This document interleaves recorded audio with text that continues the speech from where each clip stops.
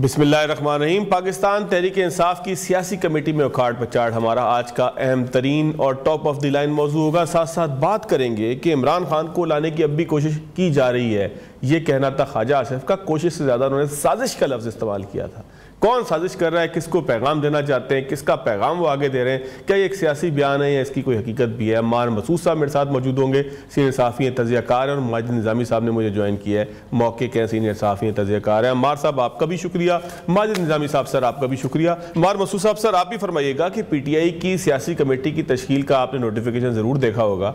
इसमें दो तीन चीज़ें मुझे समझ में नहीं आई कि एक तो जिन लोगों को निकाला गया उन्हें क्यों निकाला गया, और जिन लोगों को डाला गया उनका तहरीक इंसाफ से ताल्लुक़ क्या था। बहुत सारे तो ज़रूर तहरीक इंसाफ से मुताल्लिक़ होंगे, लेकिन महमूद खान अचकज़ई और राजा नासिर अब्बास की सियासी कमेटी में शमूलियत या मौजूदगी ये क्या साबित करती है कि तहरीक इंसाफ किसी नए सियासी मज़ामत के लिए कोई नई सफ़बंदी करी है जिसमें उन्होंने ज़बरदस्ती लोगों को शामिल कर लिया है, या ये दोनों असाब PTI के अंदर शामिल हो गए हैं। देखिए, कुछ क्लैरिटी नहीं है PTI के अंदर। उन्हें आजकल समझ नहीं आया है कि उन्होंने किस बात पर नारा हक बुलंद करना है, किस बात पर एहतजाज करना है, किस बात पर गाली देनी है और किस बात पर सर तस्लीम कम करना है।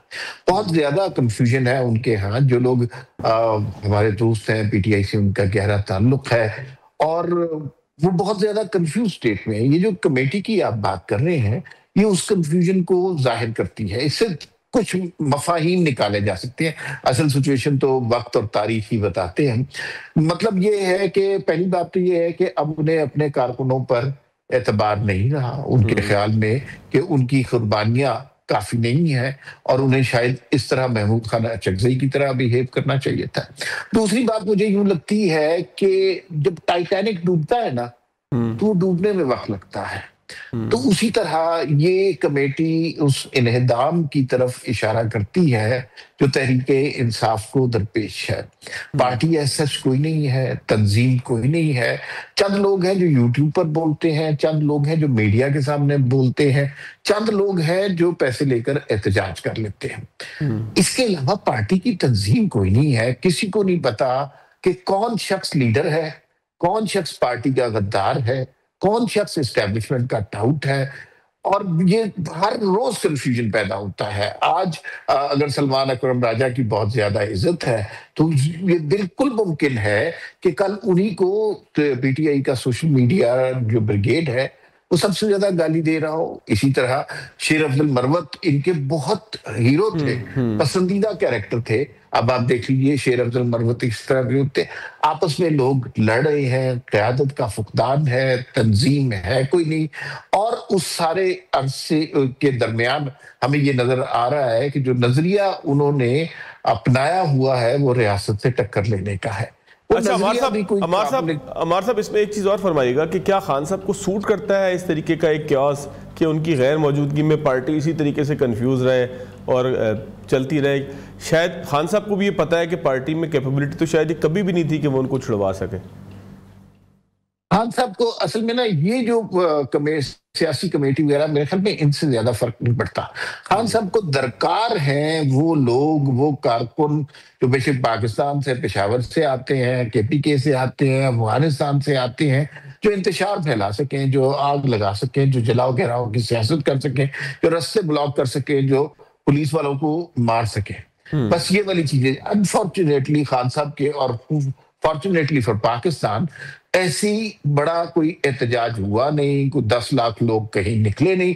तो ये जो कमेटियां, ये जैली कमेटियां और उसके अंदर रद्दोबदल, इससे खान साहब का कोई इलाका नहीं है। खान साहब जब वजीर आजम थे पूरे कंट्रोल में थे और इस्टेब्लिशमेंट पूरी तरह उनके साथ थी। उस जमाने में भी उन्होंने तंजीम कोई नहीं रखी, इन कमेटियों की कोई अहमियत नहीं थी, कोई इनसे मशवरा नहीं करता था, क्योंकि ये सारी पार्टियां हमारे यहाँ एक फर्द वाहिद के गिर्द घूमती है।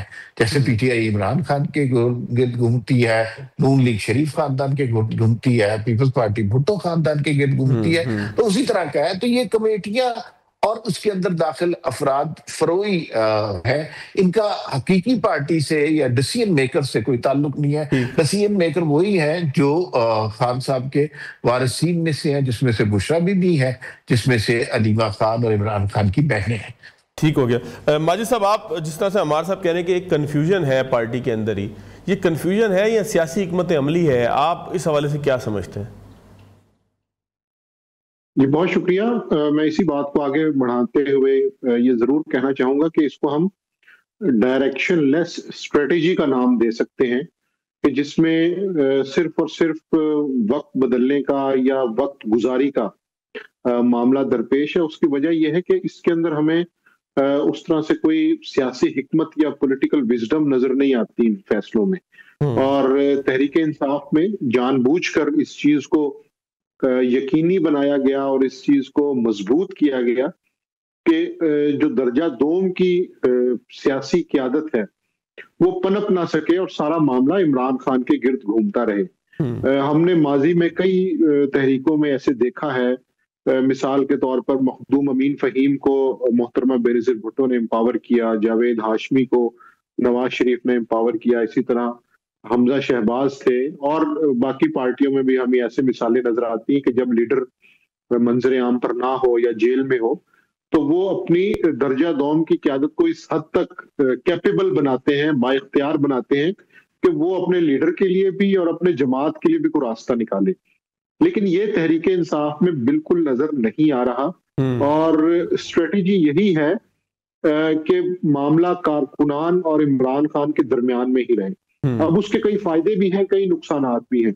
नुकसानात इस तरह से हैं कि हमने एमक्यूएम में अल्ताफ हुसैन और उसके साथ साथ उनके कारकुनान की जो स्ट्रेटजी में तो बड़ी कामयाब थी, कि जिसमें राब्ता कमेटी हिदायत के और कारकुनों के रहमो करम पे थी। लेकिन बहरहाल जब राब्ता कमेटी बेख्तियार और बेबस हो गई तो वो जो कारकुन और बानी का ताल्लुक था वो भी एक दिन आकर टूट गया। क्योंकि जब भी किसी पार्टी पर प्रेशर पड़ता है तो उसमें दर्जा दोम की क़यादत में रास्ता निकालना होता है। तो अगर लेकिन निजामी साहब इसमें कमेटी मेरा ख्याल है जी, एक लुकमा ले लीजिएगा कि क्या ये इमरान खान साहब ने बाय डिजाइन किया है, या जो लोग पीछे हैं वो इस काबिल ही नहीं है कि वो, या जिन लोगों को लाया गया वो इस काबिल नहीं थे कि वो इन तमाम चीजों को ओवरकम कर सके? क्या खान साहब इतने समझदार हैं पॉलिटिकली कि वो कोई डायरेक्शन लेस किस्म की एक स्ट्रेटजी बना दें? देखिए, इमरान खान का तो इसमें किरदार ये है कि उनके जो मौजूदा अफकार हैं उनके हवाले से पार्टी ये जान चुकी है कि शायद उन्हें खुद भी जेल से बाहर आने में दिलचस्पी नहीं है। तो जब एक चीज पार्टी क़यादत को क्लियर है तो फिर यहाँ पर वही होगा कि 1.5 ईंट की मस्जिद होगी। पार्टी में जिस शख्स को जितना किरदार मिलेगा, खैबर पख्तूनख्वा हुकूमत के अंदर जितना रोल मिलेगा, वो उतना हासिल कर लेगा। उसके बाद हमने ये देखा है कि डीजी ISPR की प्रेस कॉन्फ्रेंस के बाद एक मोतदिल और धीमा रवैया जो बैरिस्टर गौहर ने अपनाया, हालांकि वो पार्टी के चेयरमैन हैं, लेकिन उसके बावजूद उनको जो तानाजनी की गई, गालम गलोच की गई, उन पे तंज किया गया, तनकीद का निशाना बनाया गया, तो उससे पता ये चलता है कि बहरहाल पार्टी के अंदर अगर कोई रास्ता निकालने वाला मौजूद भी है तो उसको भी तनकीद का सामना करना पड़ता है। तो ठीक, मैं दोबारा आपकी तरफ आता हूँ माजिद भाई, मैं दोबारा आपकी तरफ आता हूँ, थोड़ा सा हम आगे की तरफ चलेंगे। अम्मार साहब, ख्वाजा आसिफ साहब का एक बयान है कि अब भी इमरान खान को लाने की कोशिश की जा रही है, और ख्वाजा आसिफ का जब बयान आता है तो उसको दो कॉन्टेक्स्ट में देखा जाता है। बाज़ लोग ये कहते हैं कि वो शोला बयानी करते हैं जिसका कॉन्टेक्स्ट कोई नहीं होता, और अगर हम सियासी तौर पर या हम इसको सहाफ़ती तज्ज़िया करें तो ज़ाहिर है कि निगलेक्ट तो नहीं किया जा सकता एक वज़ीर दिफा का, इतने पुराने एक लीगी कारकुन का, एक लीगी लीडर का ये बयान। तो कौन लोग हैं जो साजिश कर रहे हैं? ख्वाजा साहब किससे खौफजदा हैं? किसकी तरफ पॉइंट आउट कर रहे हैं? कोई स्पेसिफिक पॉइंट आउट कर रहे हैं, या खान को लाने की कोशिश की जा रही है? ज़ाहिर PTI तो ये कोशिश करेगी, किस तरफ कह रहे हैं वो? असल में ना, इमरान खान को जिस तरह लाया गया था ना, बहुत सारे उसूल, कायदे, कवानीन तोड़ के लाया गया था, और उसमें आप जुडिशरी आपके साथ मिली हुई थी, एस्टेब्लिशमेंट आपके साथ थी, ISI के DG ये तो अब बड़ा विजिबल हो गया है कि उनके साथ थे।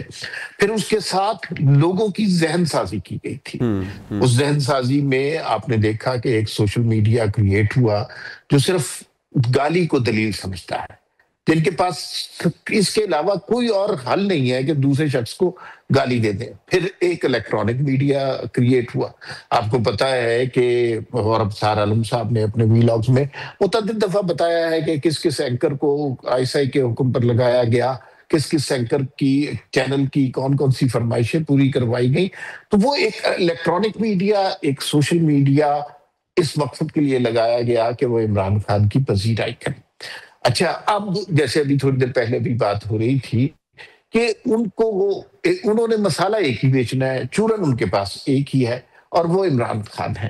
एक तो ये है कि वो जो इलेक्ट्रॉनिक मीडिया पर बहुत से लोग बैठे हैं जो धीरे धीरे से अपने इश्क इमरान का इजहार करते रहते हैं। दूसरा, सोशल मीडिया जो पाकिस्तान से बाहर बैठा है वो बहुत बड़ी गलीज कुव्वत बन चुका है, और उसका आरटी इंडिया वाली खबर आपने देखी होगी, उस हवाले से भी आपको पता चल गया होगा कि ये किस मिजाज के और किस नहज के लोग हैं कि किस किस सतह पर जा सकते हैं।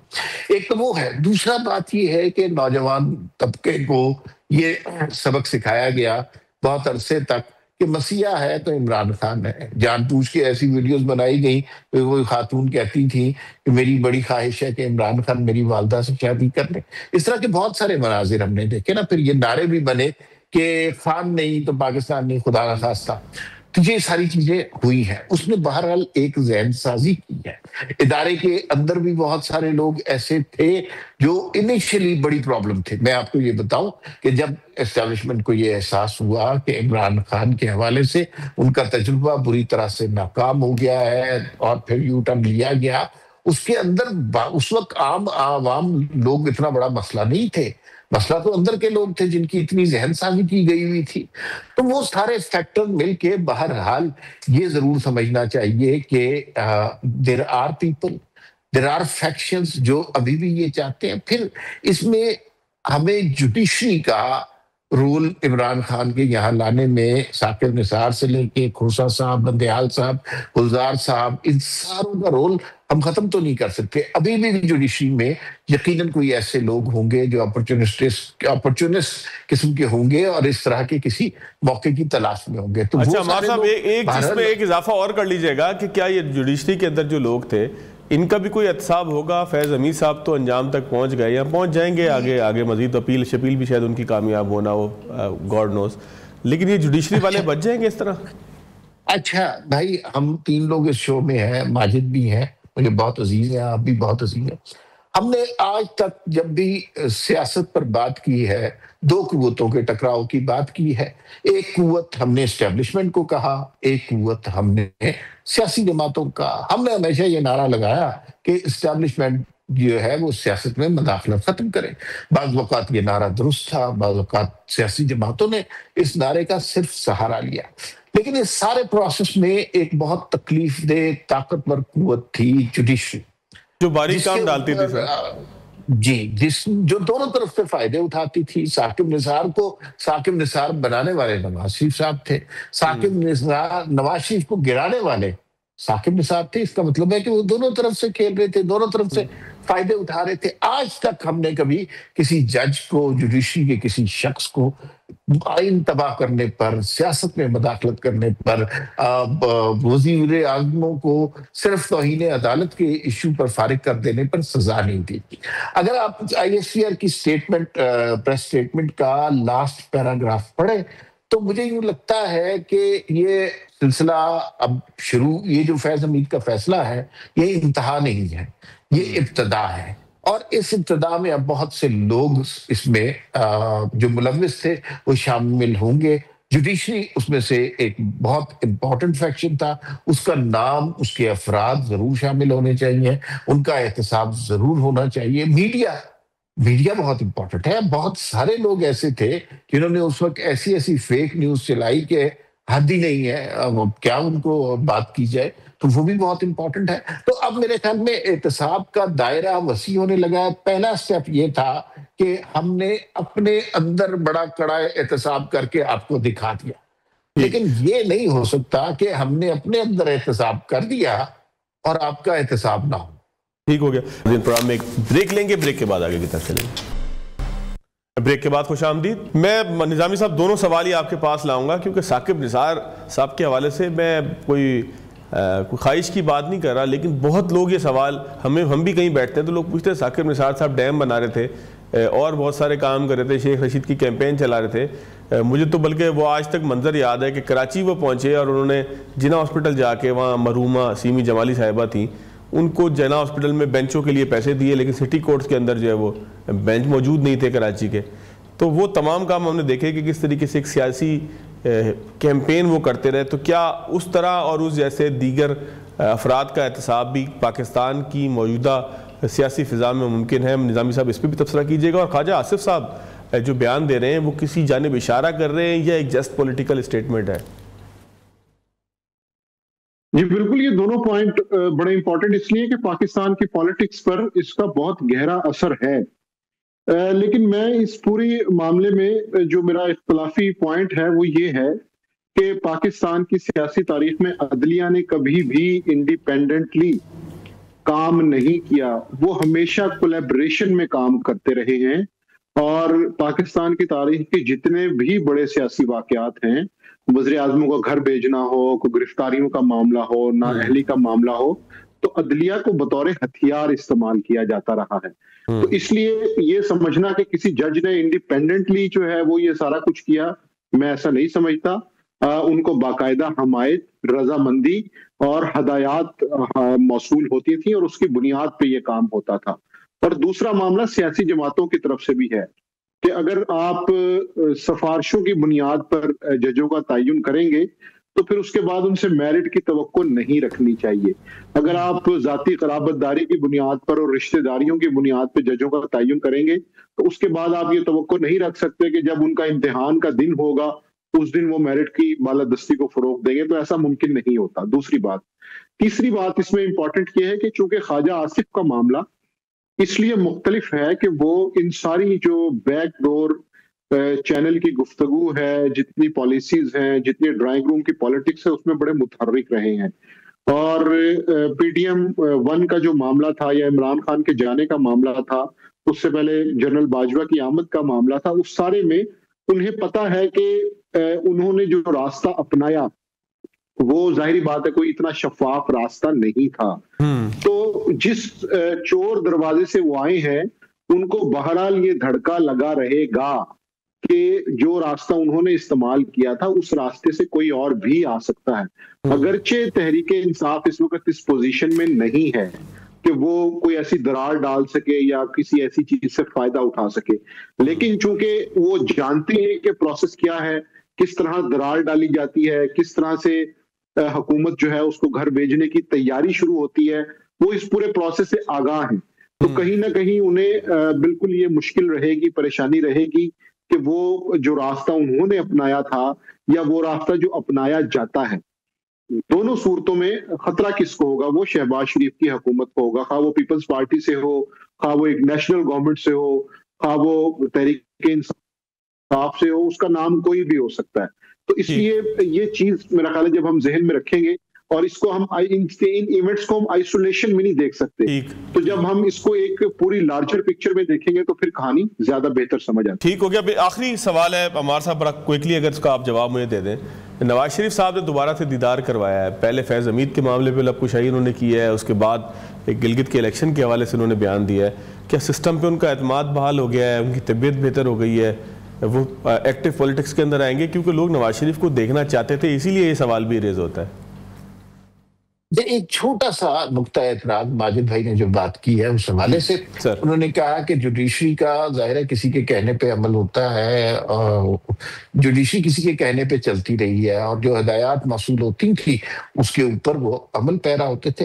ये इतना सिंपल नहीं है, इतना आसान, इतना सहल बात नहीं है। जाहिर है अगर आप जज हैं, आपको हिदायत मौसूल होती हैं, तो ये फिर आपकी मंशा के ऊपर है ना कि आप उसके ऊपर अमल करते हैं या नहीं करते। जैसे आप सहाफी हैं, 10,000 जगह से इंफॉर्मेशन आती है, आप उसको चलाते हैं या नहीं, आपकी मर्जी पे। शौकत अजीज सिद्दीकी भी एक जज थे ना, फैज हमीद साहब उनके घर गए थे और उन्हें जिस अजाब में रखा, मुझे याद है उस जमाने में हमारे पास नौकरी तो कोई नहीं थी, मैंने घर बुला के इंटरव्यू किया शौकत अजीज सिद्दीकी साहब का, और 90 मिनट का इंटरव्यू मेरे, जब शौकत अजीज सिद्दीकी का नाम कोई नहीं ले सकता था, मेरे यूट्यूब पर मौजूद है। शौकत अजीज सिद्दीकी साहब ने बताया कि मुझे अपने असूलों पर खड़ा रहने की ये सजा तक दी गई कि मेरी बेटी को अगवा करने की भी कोशिश की गई, और ये कहते हुए शौकत अजीज सिद्दीकी रो पड़े।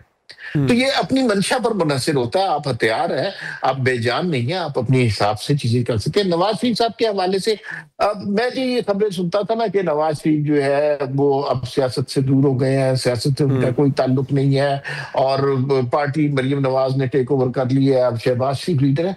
ये सारी बातें मुझे कभी समझ नहीं आई, इसलिए कि अगर आप इस खानदान के सिस्टम को समझते हैं तो मरियम नवाज, शहबाज शरीफ कोई कदम नवाज शरीफ की मर्जी के बगैर, मंशा के बगैर नहीं उठा सकते। जो नवाज यानी कि नवाज शरीफ की हाइबरनेशन भी इनकी मर्जी से थी?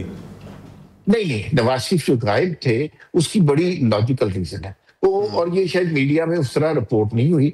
नवाज शरीफ बहुत अलील थे, उनके दिल के कुछ मसाइल थे, वो अभी इलाज वगैरह करवा कर आए हैं, अब उनकी तबीयत बेहतर है, वरना नवाज शरीफ पॉलिटिक्स से दूर नहीं रह सकते। ठीक हो गया। माजिद साहब, एक जुमले में आप इत्तफाक करते हैं कि नवाज शरीफ बीमार तो थे, नवाज शरीफ साहब, इसमें कोई शक नहीं है, लेकिन सियासत से जो दूर थे वो अपनी मर्जी से दूर थे, सिस्टम पे अदम एतमाद करते हुए दूर थे, अब एतमाद बहाल हो गया, क्या वजह थी सर?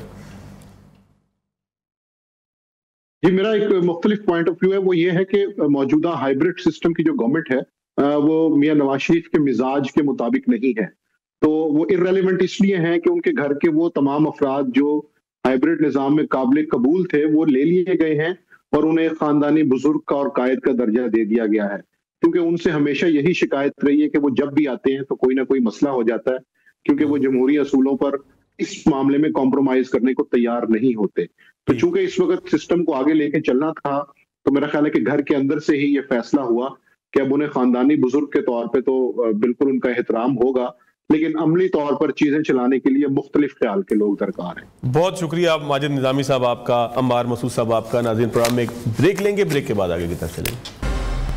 ब्रेक के बाद खुशामदीद। मेरे साथ मौजूद है air commodore retire Khalid Chishti साहब। चिश्ती साहब, बहुत शुक्रिया सर आपके वक्त का। सर, मुद्दा ये है, मामला ये है कि पाकिस्तान को F-16 अपग्रेड करने का एक मौका मिला है और अमेरिका की जानिब से इस हवाले से मंजूरी दी गई है। सर, ये मामला क्या है?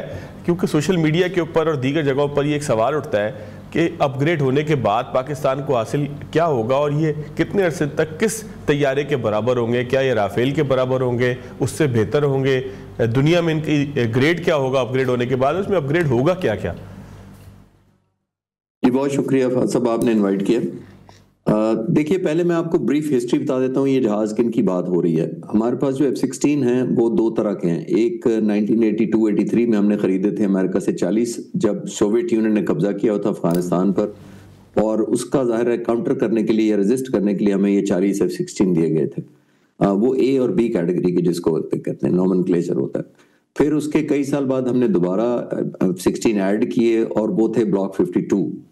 वो तकरीबन हमारे पास अब टोटल 75 F-16 है सारे मिलाकर।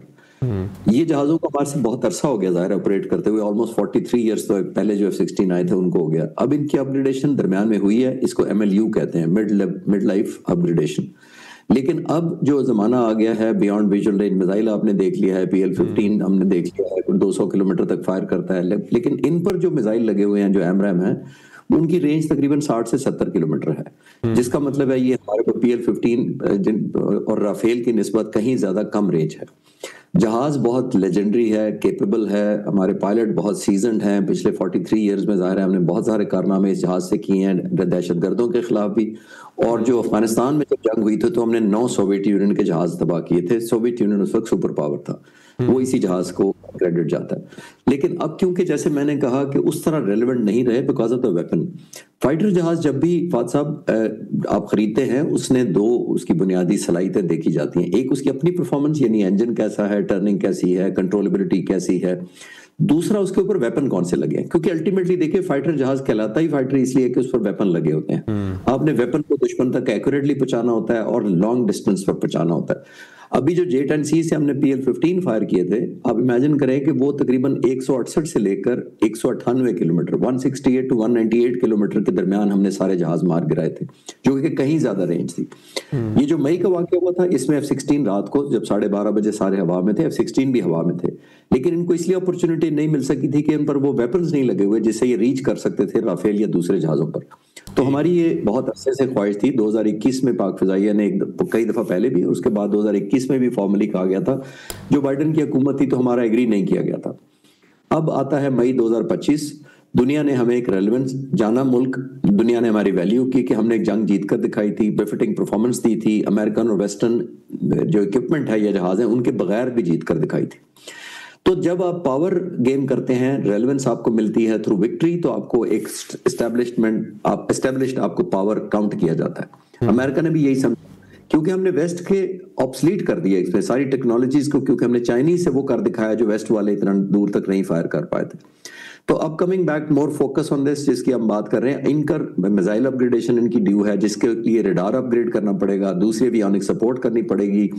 लिंक 16 एक कनेक्टिविटी का एक लिंक है जिससे नेटो ऑपरेट करता है मुख्तलिफ दूसरे जहाजों के साथ। जब भी F-16 उड़ता है तो वो दूसरे जहाजों को लिंक करते हैं लिंक 16 के, वो भी अपग्रेड करने की जरूरत है। तो ये बहुत खुशाइंद होगा जब ये मटेरियलाइज हो जाता है। और जो आपने पूछा कि किस जहाज के मुकाबले में होगा, जैसे मैंने कहा कि जहाज बहुत जबरदस्त मनूवरेबिलिटी है, जबरदस्त इसकी परफॉर्मेंस है, हमारे पास बहुत एक्सपीरियंस है। सिर्फ एक मिसाइल की एक लिमिटेशन ऐसी थी जो हमें उस तरह इसको स्टैंड आउट नहीं कर पाई थी। तो अगर ये मिसाइल लग जाते हैं तो जिसको कहना चाहिए JF-17 थंडर और J-10C के बहुत करीब होगा ये परफॉर्मेंस में इंशाल्लाह ताला, और ये बहुत बड़ा एक डिटरेंस और दुश्मन के लिए खौफ तारी करेगा, क्योंकि हमारे पास 75 जहाज हैं।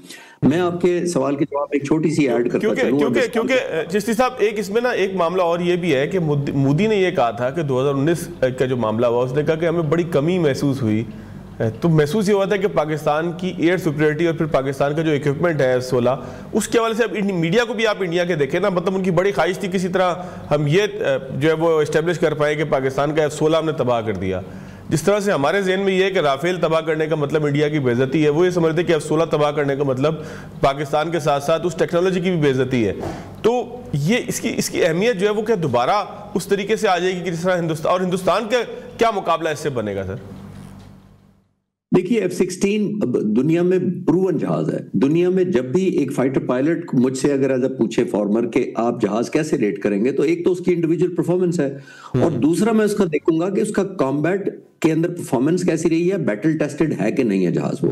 F-16 ने दुनिया की मुख्तलिफ जगहों में मुख्तलिफ कॉम्बैट्स में हिस्सा लेकर साबित किया है कि बहुत one of the best platform अपने जमाने का रहा है, और जो अपग्रेडेशन हो रही है इनकी और होती रही है उसके बाद अभी तक ये बहुत रेलेवेंट है और सबसे ज्यादा वाइडली यूज फाइटर जहाज है पूरी दुनिया में आज भी वेस्ट का। तो इस पॉइंट ऑफ व्यू से तो ये जहाज की काबिलियत पे कोई शक नहीं रहना चाहिए। जैसे मैंने कहा कि हमारी लिमिटेशन सिर्फ मिसाइल की थी, वो हम प्लग कर लेंगे अल्हम्दुलिल्लाह, और बहुत ज्यादा खौफ इसलिए तारी होगा कि 75 बहुत बड़ा नंबर होता है। J-10C का हमारे पास सिर्फ एक स्क्वाड्रन जिसके 20 जहाज थे, सिर्फ इमेजिन करें उसने क्या कर दिखाया।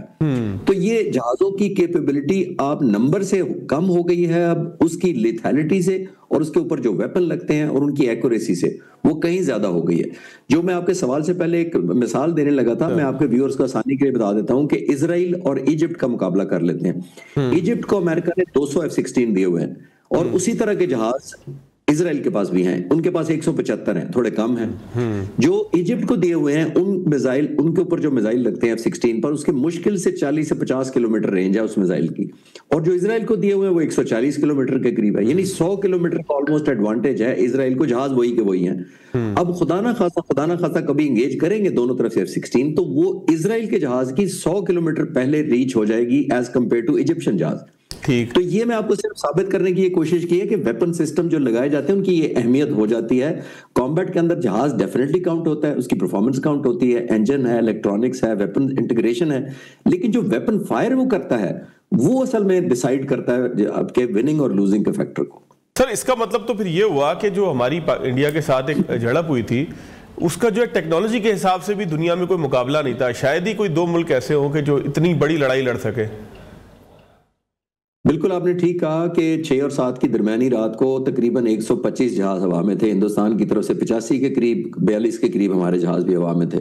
दुनिया में कोई रिसेंट नहीं, मैं सब हिस्ट्रीज पढ़ चुका हूँ, 125 रात को तमाम फाइटर जहाजों के पास बियॉन्ड विजुअल रेंज मिसाइल लगे हुए थे। तकरीबन 500 से 600 मिसाइल उस वक्त हवा में थे, बियॉन्ड विजुअल रेंज मिसाइल। तो ये यूनिक वॉरफेयर थी। प्रेसिडेंट ट्रम्प ने इसी को कहा था कि इंडिया और Pakistan were fighting new form of warfare. ये न्यू फॉर्म ऑफ वॉरफेयर इसीलिए थी कि साइबर कमांड भी अप्लाई हो रही थी, मल्टी डोमेन ऑपरेशन पाक फिजाई ने अप्लाई किया हुआ था, सैटेलाइट की हम हेल्प ले रहे थे, जमीन से जैमिंग कर रहे थे साइबर कमांड के लोग। तो ये सारा मिलकर हमने एक ऐसा एनवायरनमेंट अनफेवरेबल इंडियन एयरफोर्स के लिए कर दिया था कि उनको सस्टेन करना मुश्किल हो गया।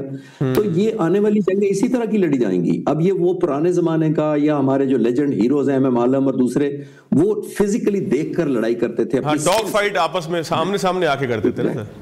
एग्जैक्टली तो अब डॉग फाइट तो है नहीं। अभी दोनों मुल्कों के जहाज 6 और 7 की दरमियानी रात को अपने अपने बॉर्डर्स के अंदर रहे, रात के 12:30 बजे उड़ रहे हैं। 125 जहाज हवा में, कोई किसी को नहीं देख पा रहा, सिवाय इलेक्ट्रॉनिकली देख रहे हैं, थ्रू रेडार्स देख रहे हैं। लेकिन देख ले जंग का क्या फैसला निकला।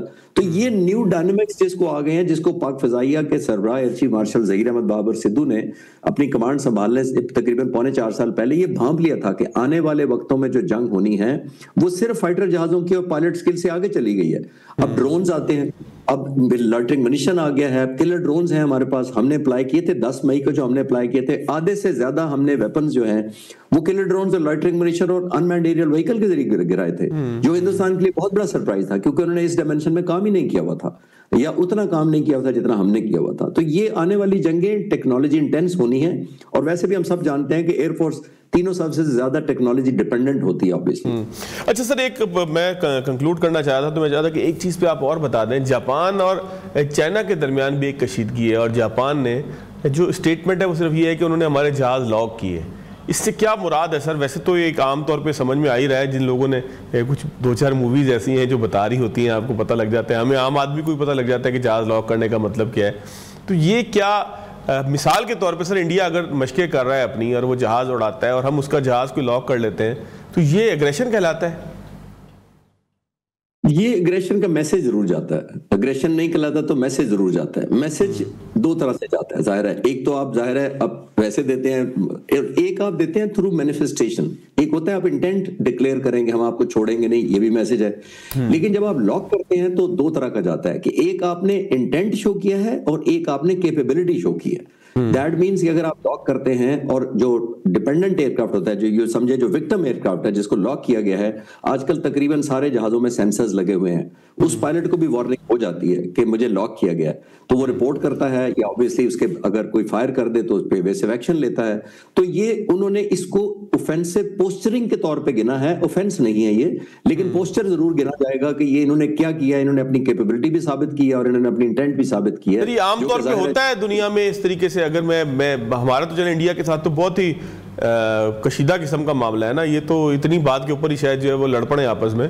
लेकिन वैसे अगर दुनिया के एक मुल्क दूसरे को, यानी कि चाइना और जापान को अगर हम देखें, कोई बहुत ओपन किस्म की इनकी फायर कोई जंग नहीं है, और चाइना ऐसे कॉन्फ्लिक्ट के अंदर आज तक मुलविस हुआ भी नहीं है। तो इसका आप इंटरप्रेट कैसे कर रहे हैं इस पूरी लैंग्वेज को?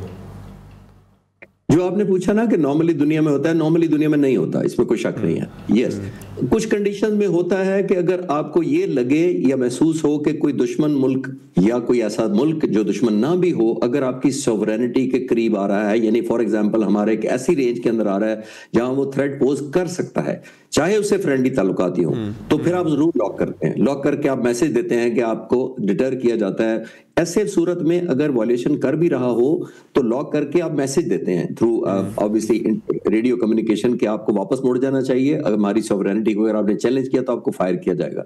ये बिल्कुल आपने ठीक कहा कि जापान और चीन के कोई ऐसे कशीदगी वाले हालात नहीं हैं कि वो लॉक करते या ऑफेंसिव पोस्चरिंग करते। लेकिन जो लॉक किया जाना है अगर वो एरर के अलावा हुआ है तो ये डेफिनेटली, जैसे मैंने कहा, कि ये पोस्चरिंग के सेंस में लिया जाएगा। ऑफेंड शायद ना हो या ऑफेंसिव लॉन्च नहीं गिना जाएगा, लेकिन इंटेंशन आपने डिक्लेयर किया है, जो कि ऑब्वियसली अच्छा मैसेज नहीं जाता दूसरे के लिए। सर, एरर से क्या मुराद है आपकी? ऐसा तुक्के में भी हो जाता है? जी, मैंने कहा कि बाज दफा आपने पायलट उड़ रहे हैं और वो समझ रहा हो कि ये फ्रेंडली जहाज है, या वो कोई एयरलाइनर समझ रहा हो उसी ऑल्टीट्यूड पे उड़ रहा हो, और वो फन से उसको लॉक कर दे, थिंकिंग कि ये मैं 150 किलोमीटर से एक जहाज आ रहा है, मैं इसको लॉक करता हूं, तो बाद में पता लगा वो जापान का कोई फाइटर जहाज था। तो ये एरर उस सेंस में मैं कह रहा हूं कि आप, ऑल्दो हम नॉर्मली नहीं करते, फाइटर पायलट को नहीं अलाउड होता। अगर पैसेंजर प्लेन हो और उसको लॉक किया जाए तो उसको तो मैसेज नहीं जाता ना? नहीं, उसको इतना नहीं, इस तरह मैसेज नहीं जाएगा जिस तरह टेल वार्निंग और मिसाइल लॉक वार्निंग मिलती है। लेकिन जाहिर है, जैसे मैंने कहा कि वो साइज बहुत बड़ा जहाज होता है, तो वो पायलट को अपने रेडार पे पता लग जाता है कि ये साइज का बहुत बड़ा जहाज है, इतने डिस्टेंस पे पॉसिबली कोई एयरलाइन ही होगा।